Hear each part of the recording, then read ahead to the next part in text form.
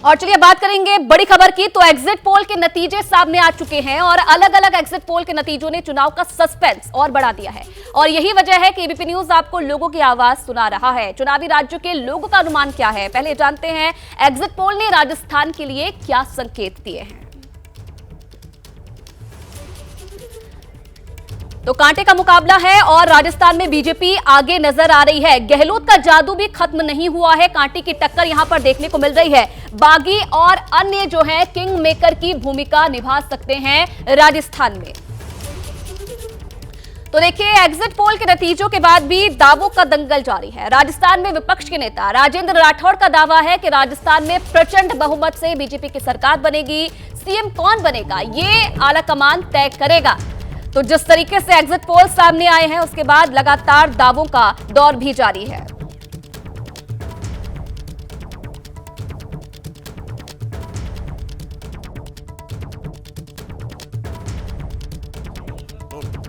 हमारे साथ में नेता प्रतिपक्ष राजेंद्र राठौड़ हैं। क्षेत्र में हर जगह पर गए हैं और पूरे कॉन्फिडेंट हैं कि बीजेपी पूरी बहुमत से सत्ता में आएगी। आप ये कह रहे हैं पूरी बहुमत सत्ता में आएगी।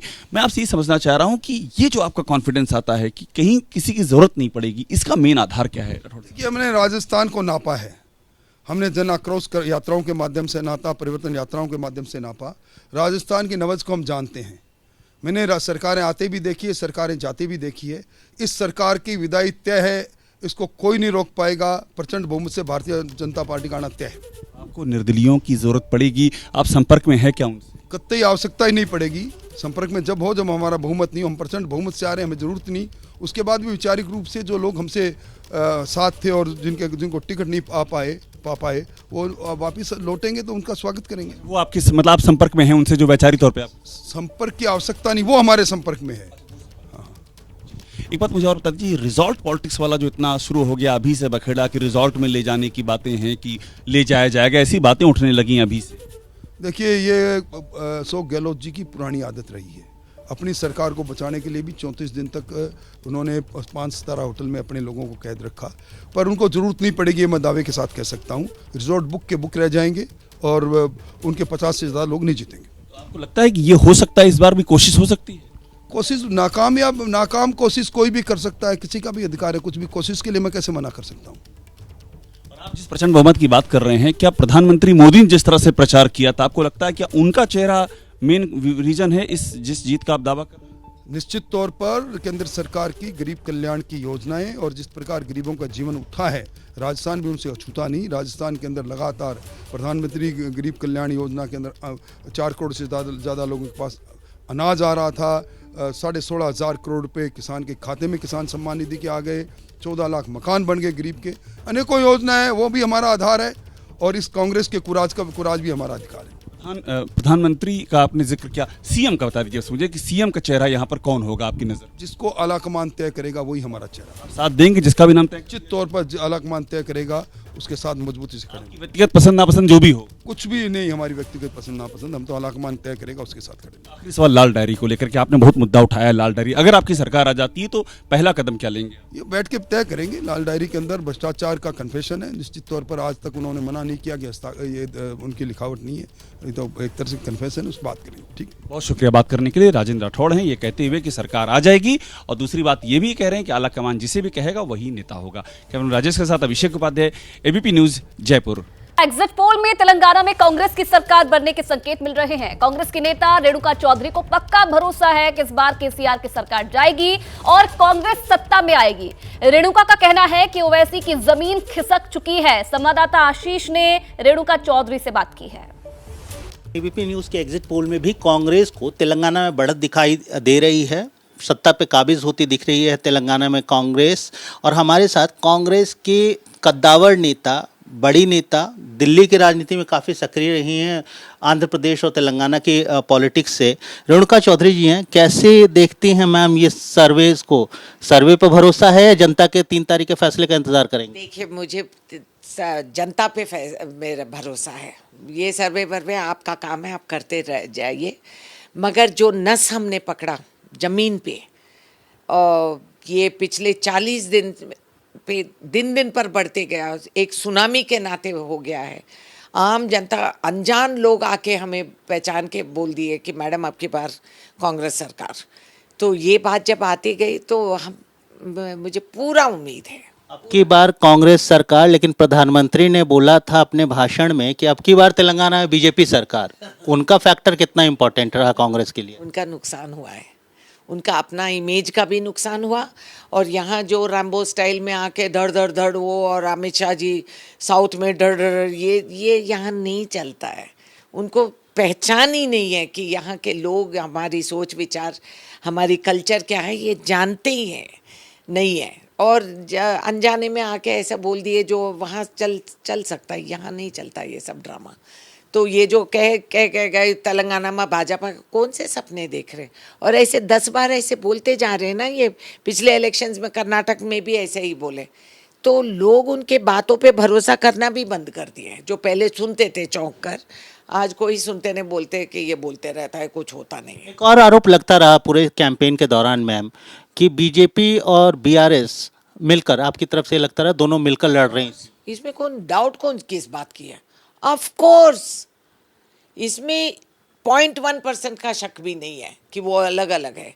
सवाल ही नहीं उठता। दोनों मिलजुल के कर चुके हैं ये ड्रामा, और सबूत समेत सबने देख लिया है। पर अब वही बीजेपी के नेता ये बोल रहे हैं मैम कि आप और कांग्रेस और बीआरएस मिलकर सरकार बना सकती है अगर नंबर आंकड़े फंसे, बीजेपी के पास नंबर आ गए, लेट्स से 10 से 15 नंबर आ गए या 20 का आंकड़ा वो टच कर गए, हंग असेंबली की सिचुएशन है, बीजेपी और कांग्रेस मिलकर, बीआरएस और कांग्रेस मिलकर सरकार बनाए। अरे हम जो बनाएंगे बना के दिखा देंगे, इनकी क्या तकलीफ है? तो कांग्रेस नेता को सुना आपने, जिन्होंने कहा है कि जो एग्जिट पोल आया है वही नतीजों में भी सामने आएगा, कांग्रेस सरकार बनाएगी तेलंगाना में। आइए अब आपको दिखाते हैं उत्तराखंड के डीजीपी रहे अशोक कुमार की विदाई का वीडियो, जिनके लिए गुरुवार को देहरादून पुलिस लाइन में विदाई समारोह का आयोजन किया गया था। विदाई का दिल छू लेने वाला ये वीडियो सामने आया है। आप देखिए, वीडियो में दिख रहा है कि आईपीएस अधिकारी अशोक कुमार कार में बैठे हैं। कार को फूलों से सजाया गया है।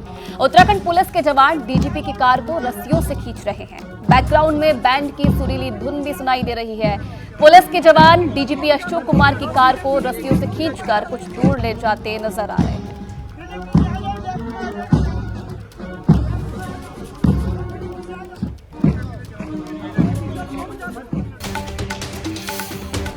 पांच राज्यों में एग्जिट पोल के नतीजों में बड़ा इशारा। एबीपी न्यूज सी वोटर्स के एग्जिट पोल में कांग्रेस के लिए शुभ संकेत। मध्य प्रदेश और छत्तीसगढ़ में कांग्रेस को बढ़त, राजस्थान में बीजेपी सत्ता की बेहद करेगी।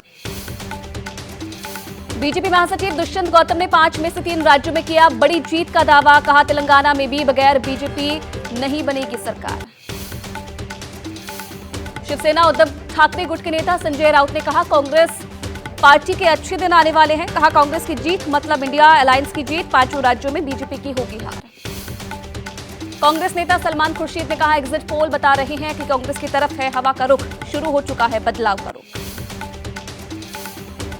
एबीपी के सी वोटर्स सर्वे में मध्य प्रदेश में कांग्रेस को बहुमत के आसार। एग्जिट पोल में राज्य की 230 सीटों में से कांग्रेस को 113 से 137 सीटें मिलने की उम्मीद। बीजेपी को 88 से 112 और अन्य को 2 से 8 सीट। बीजेपी के राष्ट्रीय अध्यक्ष जेपी नड्डा का ग्वालियर में भव्य स्वागत। मुख्यमंत्री शिवराज सिंह चौहान और प्रदेश के गृह मंत्री नरोत्तम मिश्रा ने किया स्वागत।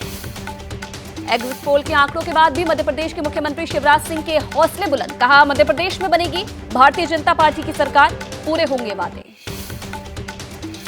3 दिसंबर को आएंगे 5 राज्यों में हुए चुनाव के परिणाम। ग्वालियर में स्ट्रांग रूम के बाहर सुरक्षा के कड़े इंतजाम। एग्जिट पोल पर कांग्रेस नेता कमलनाथ का एक्स पर पोस्ट, कार्यकर्ता कांग्रेस की शक्ति मतगणना के दौरान रखे ध्यान। एबीपी न्यूज सी वोटर्स का एग्जिट पोल में राजस्थान में रिवाज कायम रहने के आसार। राजस्थान की 199 सीट में से कांग्रेस को 71 से 91 सीट, जबकि बीजेपी को 94 से 114 सीट। राजस्थान के बांसवाड़ा में मां त्रिपुरा सुंदरी के दरबार में बीजेपी नेता सतीश पूनिया ने की पूजा। राजस्थान में 100 से 150 सीटें जीतने का दावा किया। सीएम फेस पर कहा, तय करेगी पार्टी। नतीजों से पहले सभी दलों के अपने अपने दावे। कांग्रेस ने राजस्थान में वापसी की भरी हुंकार। कहा, नहीं चल पाया बीजेपी का हिंदुत्व कार्ड। राजस्थान के रण को लेकर केंद्रीय मंत्री गजेंद्र सिंह शेखावत का बड़ा दावा। कहा, कांग्रेस की भ्रष्ट सरकार के खिलाफ आएंगे नतीजे। 3 दिसंबर को प्रदेश में खिलेगा कमल। नतीजों से पहले राजस्थान बीजेपी के अध्यक्ष सीपी जोशी का बड़ा बयान। कहा, कम से कम 135 विधायक की होगी जीत, कांग्रेस की विदाई तय। छत्तीसगढ़ की कुल 90 विधानसभा सीट का एग्जिट पोल के सर्वे में मजबूत स्थिति में कांग्रेस को 41 से 53 सीटें मिलने का अनुमान, बीजेपी को 36 से 48 और अन्य को 4 सीट मिलने के आसार। एग्जिट पोल पर छत्तीसगढ़ के मुख्यमंत्री भूपेश बघेल ने कहा कि हर हाल में प्रदेश में बनेगी कांग्रेस की सरकार। कांग्रेस के पक्ष में एग्जिट पोल के आंकड़ों के बावजूद पूर्व सीएम रमन सिंह का बड़ा दावा, कहा 3 दिसंबर को छत्तीसगढ़ में बीजेपी बनाएगी सरकार।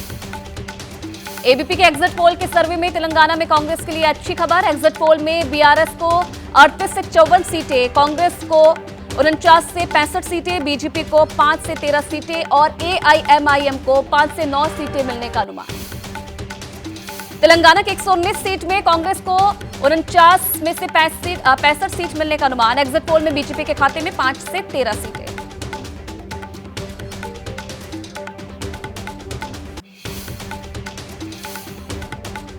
एबीपी न्यूज सी वोटर्स के एग्जिट पोल के मुताबिक मिजोरम में एमएनएफ को सबसे ज्यादा सीटें, कांग्रेस को 2 से 8, एमएनएफ को 15 से 21, जेडपीएम को 12 से 18 सीट मिलने का अनुमान। कोची से आरएसएस पर राहुल गांधी का हमला, कहा आरएसएस ने अपने संगठन में कभी महिलाओं को सम्मान नहीं दिया, कांग्रेस ने देश को दिया महिला प्रधानमंत्री। हिमाचल प्रदेश के ऊना में केंद्रीय मंत्री अनुराग ठाकुर ने विकसित भारत संकल्प यात्रा का किया शुभारंभ, कहा मोदी की हर गारंटी होती है पूरी, कांग्रेस की गारंटी में छलावा। दुबई में जलवायु परिवर्तन पर सम्मेलन में पीएम मोदी हुए शामिल, क्लाइमेट फाइनेंस में सुधार के साथ कई मुद्दों पर चर्चा की। समिट में 160 देशों के नेता शामिल। आज बीएसएफ का 59वां स्थापना दिवस, झारखंड के हजारीबाग में बीएसएफ के स्थापना दिवस कार्यक्रम का आयोजन हुआ, जिसमें केंद्रीय गृह मंत्री अमित शाह शामिल हुए। कोलकाता के घुसरी इलाके में प्लास्टिक फैक्ट्री में लगी आग, काले धुएं का उठा गुब्बार, लाखों का सामान जलकर हुआ खाक, आग बुझाने की कोशिशें जारी। टीडीपी प्रमुख चंद्रबाबू नायडू ने पत्नी के साथ तिरुपति में किए दर्शन, कौशल घोटाला मामले में जमानत पर हैं पूर्व सीएम नायडू। परिजनों का खत्म हुआ इंतजार, उत्तराखंड के उत्तरकाशी टनल में फंसे मजदूर रेस्क्यू के बाद पहुंचने लगे हैं अपने घर। मौत को मात देकर 17 दिन बाद सुरंग से बाहर निकला बिहार के आरा का सभा पहुंचा घर, बेटे ने माला पहनाकर किया स्वागत, काम वालों ने भी गले लगाया। उत्तरकाशी टनल से रेस्क्यू किए गए यूपी के सभी 8 मजदूर पहुंचे लखनऊ, सरकार का दिया धन्यवाद, सभी मजदूरों से सीएम योगी करेंगे मुलाकात। गोरखपुर में सीएम योगी ने सुनी फरियादियों की समस्या, अधिकारियों को दिए निर्देश, बोले गंभीरता से हो समस्याओं का निराकरण।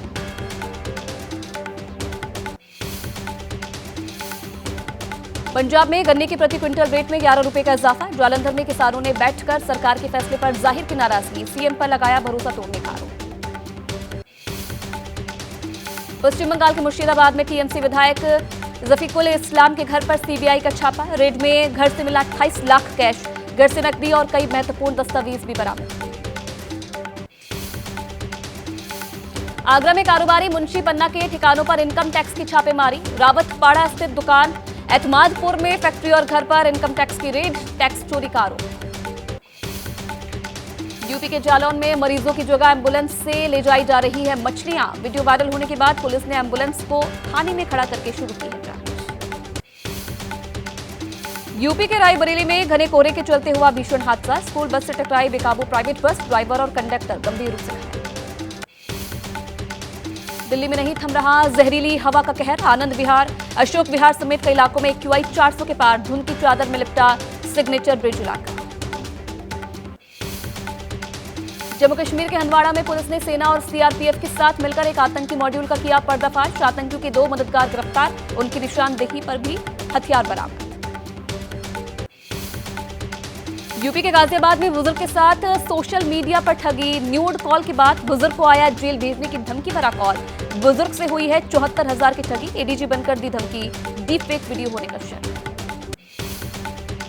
एमपी के मुरैना में पुलिस ने अंतर्राज्यीय ठगी गिरोह का किया भंडाफोड़, 3 शातिर ठगों को किया गिरफ्तार, एटीएम कार्ड, नकदी और कार हुई बरामद, कई लोगों को शातिरों ने लगाया था लाखों का चूना।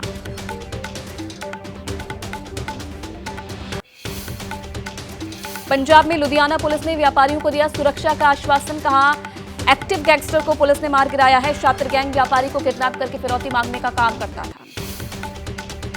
चेन्नई में भारी बारिश के चलते अगस्तेश्वर मंदिर का टैंक हुआ ओवरफ्लो, आसपास के हिस्सों में जलभराव, लोग हैं परेशान। हरियाणा के करनाल में ओलावृष्टि से फसल को भारी नुकसान, किसानों की मेहनत पर पड़ी मौसम की मार, मुआवजे की मांग कर रहे लोग। हिमाचल प्रदेश के रोहतांग और आसपास में जमकर हुई है बर्फबारी, पहाड़ों पर बिछी बर्फ की सफेद मोटी चादर, बर्फबारी देखकर रोमांचित हुए पर्यटक। जम्मू कश्मीर के सोनमर्ग में जमकर हुई बर्फबारी, पहाड़ों पर बर्फ की बिछी मोटी चादर, तापमान में आई गिरावट।